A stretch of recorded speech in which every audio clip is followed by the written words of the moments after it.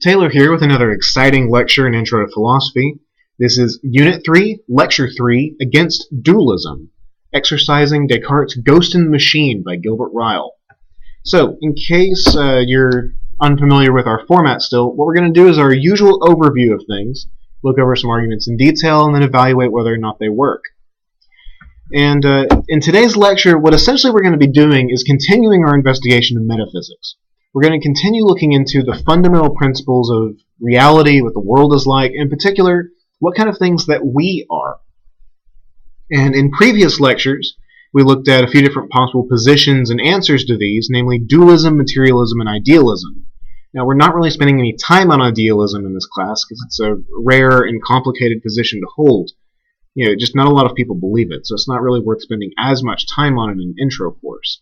However, we are spending a fair amount of time on dualism and materialism and looking at the ways that these theories, or these kinds of theories, try and explain and make sense of our intuitions about what kinds of things we are. In case you've lost track of it, dualism is the kind of view that says that human beings are composed of both physical and non-physical parts, so a body and a mind, or a body and a soul, depending on your particular beliefs. And varieties of materialism usually hold that human beings are just solely material, physical beings, that there's no actual non-physical component to us at all. Now, last time we spent a lot of time on dualism by looking at the classical version given in Descartes' Meditations. In this, Descartes gives us the version of dualism called substance dualism, saying that there are two different kinds of things, essentially two different categories of stuff, and that human beings are made of both kinds of substance, mental substance and physical substance.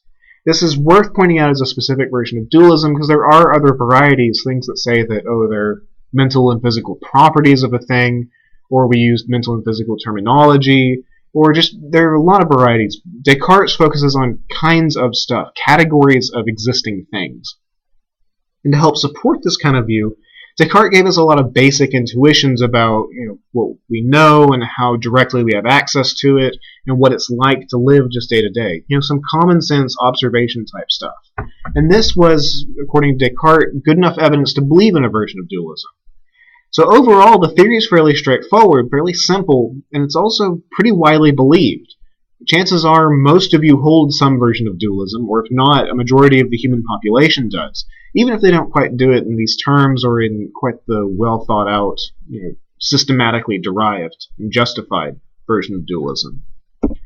But we're going to do our usual sort of pro-con pattern, where I present a position and then we look at an opposing position to consider some critiques and arguments against it. And so today's lecture, follows that same pattern. And pretty much it's largely a criticism of Descartes' position. I think it's worth spending some extra time on a piece just criticizing, because Descartes himself doesn't actually spend that much time, at least in our selection, elaborating all the details and implications of his position. So spending some extra time to figure out whether or not those implications are any good, and then considering some possible mistakes being made, I think is worthwhile. And for the record, if you couldn't make sense of the English title, Exercising the Ghost in the Machine, it's not literally exercising, if you're unfamiliar with the word. It's not like we're giving the ghosts workout or anything like that. The word exercise is like exorcism, driving out a ghost or something like that. I only bring this up because I know a few of you speak English as a second or even further as a foreign language. And so exorcism probably doesn't come up all that much. But anywho, the guy making this rather odd allusion is a fellow by the name of Gilbert Ryle. He's a contemporary philosopher. He, I think, is deceased now, wrote in the early part of the 20th century, early to mid-20th century. And he's writing out against what he calls the official doctrine of substance dualism. Now, he calls it this because dualism, especially substance dualism, is really the most common view about what human beings are just as a whole. It's kind of been taken as the standard view of what most people believe. And this is true, at least among philosophers to a slight extent. Especially up until, say, the mid to late 20th century, mid to late 1900s, most philosophers would have assumed that human beings were made of both physical and mental components. Historically, it's been the most common view, especially through the medieval and modern periods. It's a little bit harder to specify for ancient time periods, but we already looked at Plato, who talked about a soul in addition to the body. So it seems like substance dualism has long been assumed to be the correct way of thinking about the mind and thinking about what human beings are. And Ryle wants to say that this so-called official assumed idea actually makes a pretty basic but very big mistake. And he's going to take some time to outline what that kind of mistake is. At its most general, Ryle's point simply that substance dualism is a terrible explanation of what kind of things we are. It's a terrible candidate for an explanation. And to show this, Ryle really moves in three big steps. First, he goes into some extra detail to clarify precisely what he means by the official doctrine, by what substance dualism is. He then explains what a category mistake is. And if that doesn't make any sense to you, we're going to spend some time on it. So he's going to explain and tell us what this big, simple mistake is, and then he's going to very quickly, but I think effectively, or at least plausibly effectively, argue that substance dualism does in fact make this kind of mistake. Now overall the reading's pretty short. He does all of these moves fairly quickly, but they involve some rather heavy ideas, so it's worth taking a little bit of time to focus on them. It's quick, but it's really dense. There's a lot of material here. And so in order to make the stuff make sense, we're going to go into it in a bit of detail. Now you might notice that I've stopped giving the same sort of step-by-step outline of the argument that I often do. It's because at this point in the class, I think that you all are big boys and girls, and you could probably start doing that part on your own. We'll still be doing overviews and this sort of thing, but I don't know that unless it's particularly relevant to get an exact form of the argument, or that's particularly difficult to pull out of the text, I think you guys can start doing that on your own now. You'll still be asked about it on assignments and that sort of thing, but it won't be just as given to you as it was for the first part of the semester. Anywho, let's go on and progress to the actual detail of the paper. So you might notice that the majority of the reading is really a detailed explanation of what substance dualism is, the first part of Ryle's strategy. And recall from our past lectures and from the reading that substance dualism effectively says that human beings are made out of both a body and a mind, or sometimes called a soul. And the body is a material thing, i.e. made of matter, occupying space, it's got dimensions and measurement and weight, and the mind is not. It might be located in space in some sort of weird way. We say that the mind is somehow tied to the location of the body, but it doesn't have any dimensions. The mind doesn't weigh 12 pounds, or it's not 6 inches across, or anything like that. So usually in substance dualism, the mind is a totally immaterial thing with no physical properties, but it is conscious. It's aware of things. So for substance dualism, these are two entirely different kinds of thing, two different categories of entity, of existing thing. And I'm going to continue to use the Dennett photos just because I used them before, and I think they're kind of amusing.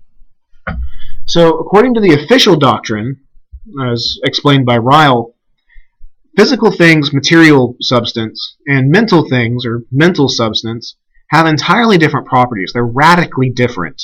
And we can actually sort of take the human experience and divide it up, according to which things match up with what parts of us. For example, the physical parts of us are, in addition to being, in space and having measurement and the just basic definition things, the physical parts of us in general are public. They're accessible to everybody. You can see where somebody else's body is. You may not be in a particular circumstance to at all times, but it's at least logically possible for you to observe and know things about somebody else's physical being, what condition they're in, what things are true about them. Are they in this space? Are they so many feet tall? What color are they? What shape are they? There's a lot of things that anybody could plausibly know about your physical self. In addition, as we just defined, the physical self is located in space, usually. That means that we can draw boundaries in space-time of where the body is located, where it's not. There are nice, clear lines for that sort of thing, at least when we're discussing medium-sized physical objects. We also generally like to think that, to a certain extent, our bodies are subject to physical and mechanical laws, like any other physical object in the universe. So by being subject to laws, I mean that they obey the laws of physics. If a body exerts so much of an amount of force, then it's accelerating its mass in a certain way. or if it exerts a certain amount of force, other objects will exert a matching but opposite force back on it. They have resistance to each other. It has inertia. If something kicks it, it's going to move.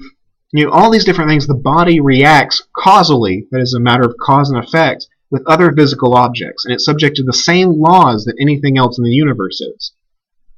And as just part of that, it can interact with other physical bodies. Now, all of these should seem pretty straightforward and obvious. More philosophers saying dumb, plain things. But the reason why it's worth listing all these as being part of physical substance is that mental substance we generally don't think is quite that same way. For one, it's really hard to know anything about the private aspects of one's mental life. What you might call somebody's inner life. You can see facial expressions and body language in something and try and infer, try and guess that the person is, say, happy or sad or excited or tired. But honestly, you don't really know that sort of thing for sure. You're not actually directly accessing the mental part. You're just seeing physical clues that might match up with a mental state. But you never have access to somebody's own actual experiences. You don't know what it's like to be them at any given moment. Additionally, while we like to say that the mind, usually is attached to the body somehow, or it might be located where the body is, it's really not in space. There are no sharp boundaries for where the mind is and where the mind isn't. Or you can't pinpoint which cells in the brain are currently occupied by the mind, or if all of them are. It seems weird to say that your brainstem, which does no thinking or conscious thought at all, is occupied by your mind, but it's really hard to give any reason why or to say where the boundaries might be. So usually substance dualists, or just most people, might say that the mind's not located in space. It has certain connections with an area of space, but it's not really located there. And similarly, as part of substance dualism, we don't usually say that the mind is subject to physical and mechanical laws. I can't kick the mind and it go rolling down the hill, or it's not subject to gravity or something else like that. The mind, being totally immaterial, is the one exception to everything that we know in the universe. Everything we've ever experienced in the physical universe is subject to the laws of physics. Gravity affects it. If they have mass, they have to obey certain rules. They can't go faster than the speed of light. There's all these different things that constrain and govern how physical things interact. And minds don't seem to operate that way. In particular, this causes problems when we start thinking about causal determination. That is, if you set certain conditions up, then according to the laws of physics, X will happen. Like when you are playing pool or something. The laws of physics dictate that depending on how the ball hits another ball while playing pool or billiards, then the balls will move in a certain way. But the mind, we generally don't think, operates in quite that deterministic or mechanical a way. Minds can choose things, they can decide things, they can do stuff totally spontaneously, or at least so it seems. So generally, we don't like to think of minds as being subject to the same mechanical, deterministic laws that physical bodies are. And that seems really, really weird. A lot of people are going to want to say that of course the mind is still determined, but it's hard to explain how, or how that matches up with other intuitions. So under substance dualism, the mind isn't subject to the same laws as everything else in the universe. And also, minds don't directly interact with other minds. Physical stuff interacts directly with other physical things. My hand touches the keyboard, or it moves the chair, kicks a ball. But minds have to use a physical, middleman to interact with any other minds. You can't just have a touching of the minds. You have to have a mind moving a tongue, saying something, vibrating the air, being heard by another physical thing, and then interpreted by a mind in order for any, say, transfer of ideas to happen. So minds also seem to have radically different properties and rules that they follow compared to physical things. So all of this leads to, and is implied by, the really basic idea that under substance dualism, body and mind are radically different things. They're connected in some way in human beings, and perhaps in other animals, but overall they are two entirely different kinds of substance, two entirely radically different kinds of thing. Now they're both things. We think they're both actual existing things in the universe, but they're very different kinds. They share almost nothing in common except that they both interact with this thing that we call a human. So these are all parts of substance dualism, of the official doctrine, that if not explicitly told to you by Descartes, you probably could reason out on your own anyway. It shouldn't sound like anything radically new, just maybe a clearer statement of it. So where's all the new stuff? Where's the point of doing the reading? Well, this is where Ryle, in the second part of his article, introduces the concept of a category mistake. Now, category mistakes are used quite often in philosophy nowadays, and even sometimes in the sciences or other aspects of critical thinking. Overall, it's a pretty common term in academia or in professional work. But it was invented by Ryle in the 1940s, actually, with the book that this article came from. And it says, at its most basic, a category mistake is a very simple but really big mistake that people often make while reasoning, labeling, or explaining things. Essentially, it involves a mistake in ontology, which is a philosophical term for a study or an account of what kinds of things exist, what particular objects exist, and what existence means. So, like, say, if you're going to say that only physical things exist in the universe, that's an ontological statement. You're saying something about what kinds of things exist and what things are real. Or if you say that a country is not a real thing, it's just a group of people all standing in the same place together, well, then that's an ontological claim. It's a claim about what kinds of things exist and what is actually real.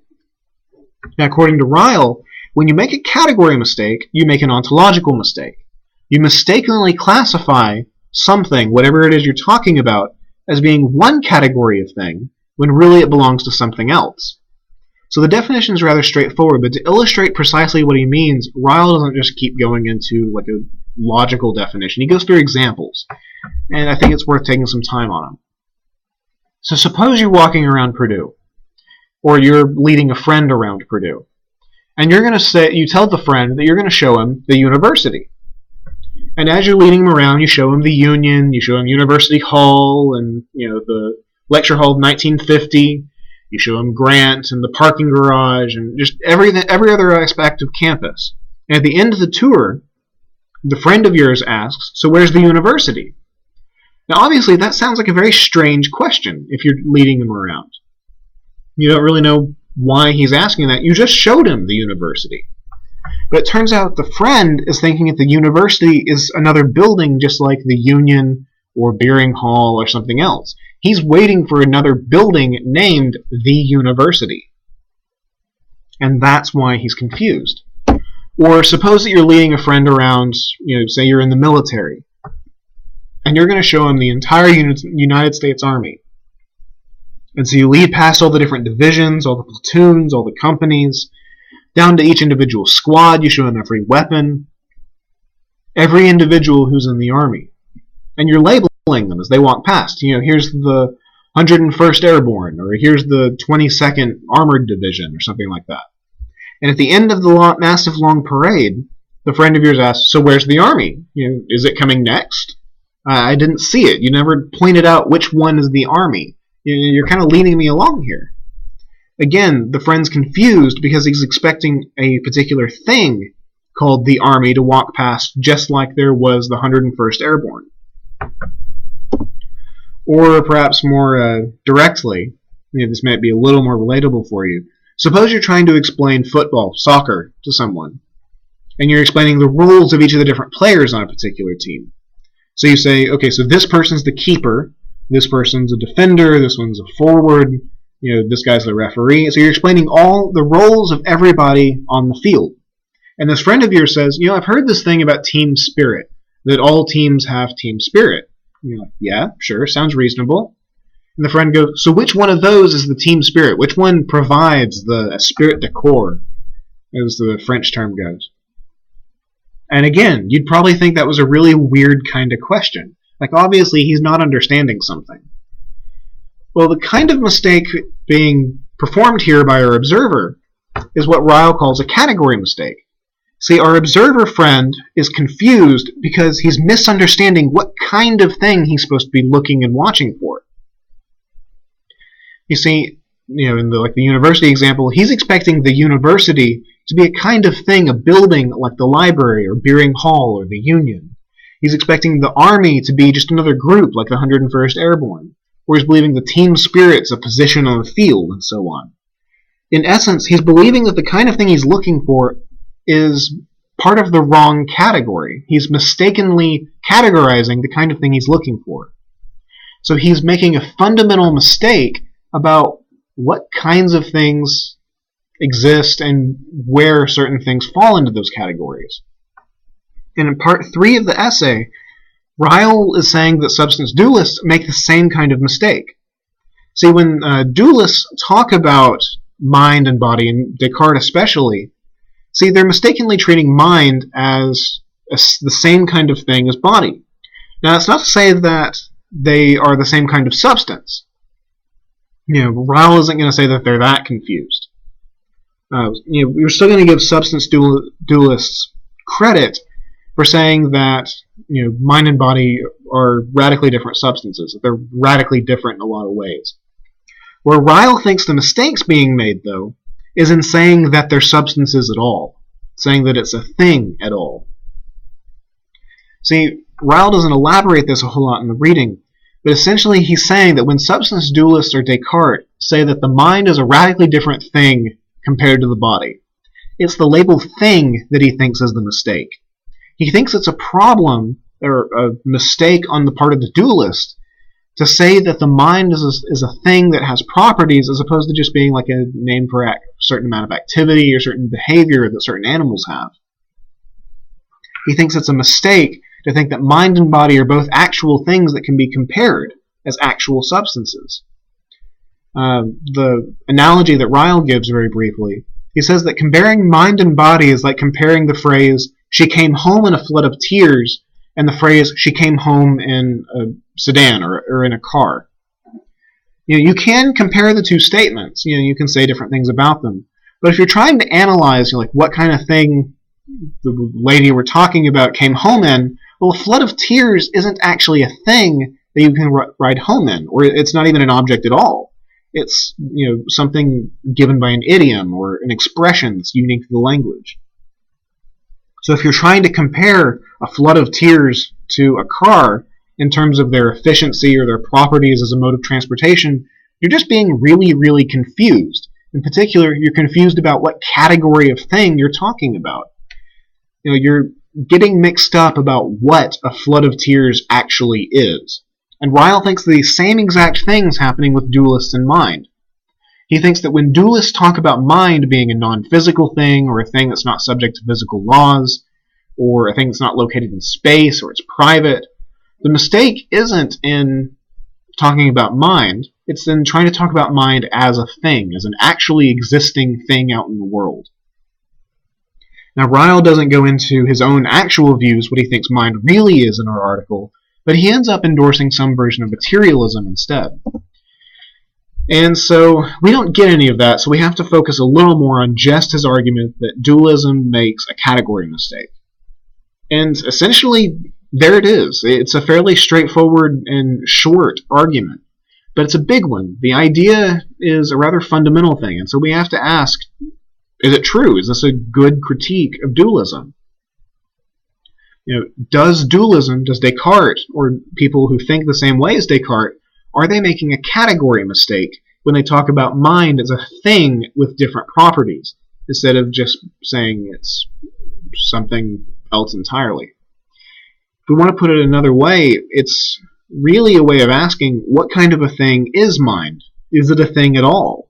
Or is it just a shorthand we use for certain kinds of behavior? Or is it something that we keep as a superstition and that science will eventually rule out? Another way of asking is, what do we mean by the word mind? Are we using it as a shorthand for behavior? Are we using the word mind as a name for an actual entity? Or is it just a property of bodies, and so on and so forth? And these are all viable things to say about mind and bodies. A lot of very intelligent people, and in fact, I think nowadays a majority of philosophers, are not substance dualists, largely because they don't consider the mind to be a totally separate kind of thing in your body the way that, say, you have a heart or a liver or something else. And so for ways of seeming to make this make sense, we're going to spend some time on another reading that goes over kinds of materialism. But in your own time and with your journals and that sort of thing, I want you to consider, is dualism making a category mistake? Are minds actually things? What do we mean by the word mind?